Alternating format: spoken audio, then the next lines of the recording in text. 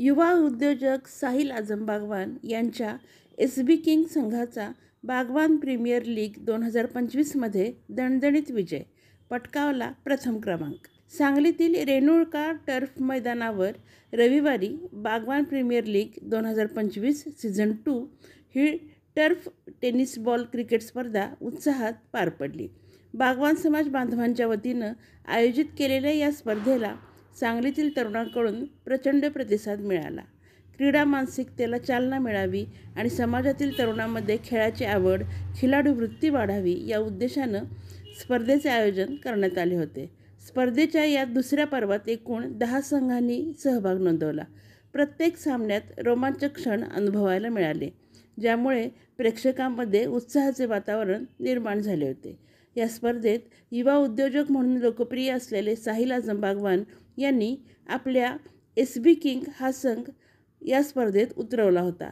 त्यांच्या नेतृत्वाखालील या संघानं उत्कृष्ट संघभावना आणि जबरदस्त रणनीतीच्या जोरावर स्पर्धेमध्ये प्रथम क्रमांक पटकावला. निर्णायक सामन्यात संघाने प्रतिस्पर्धी संघावर मात करत विजेतेपद मिळवले, तेव्हा मैदानावर टाळ्यांचा कडकडाट झाला. प्रथम क्रमांक मिळवणाऱ्या एस.बी. किंग या संघाला बागवान समाजाचे अध्यक्ष समीर बागवान व पदाधिकाऱ्यांच्या हस्ते 1 नंबरची विजयी ट्रॉफी देऊन सन्मानित करण्यात आले. स्पर्धेच्या यशस्वी आयोजनासाठी बागवान प्रीमियर लीग सामना समिती व बागवान समाजातील प्रतिष्ठित मान्यवरांचे विशेष सहकार्य लाभले.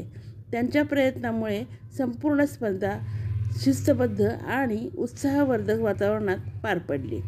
आयोजकांनी पुढील वर्षी ही स्पर्धा आणखी मोठ्या प्रमाणात आयोजित करण्याचा निर्धार यावेळी व्यक्त केला आहे. या स्पर्धेमुळे समाजातील तरुणांना आपले कौशल्य दाखवण्याची संधी मिळाली असून समाजात एकता, क्रीडा भावना आणि बंधुभावाचा सुंदर संदेश या उपक्रमामधून दिला गेला आहे.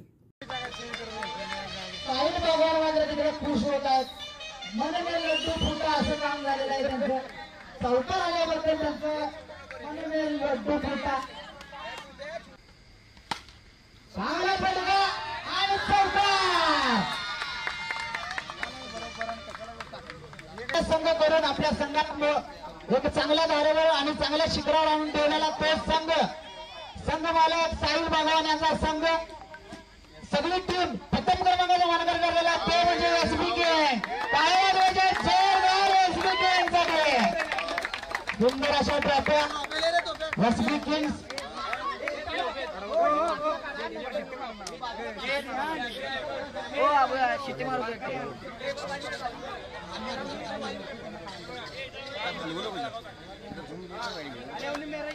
कुठं खाली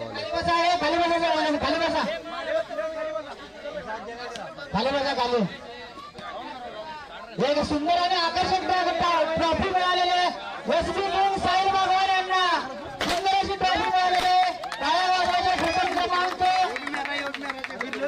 प्रथम क्रमांकाचा मानकरी ठरलेला साहिल बागवान यांचा संघ, त्यांच्यासाठी जोरदार टाळ्या वाजवायच्या.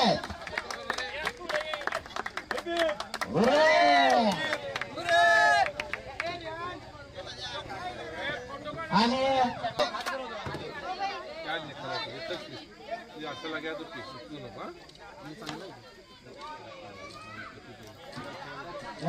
हा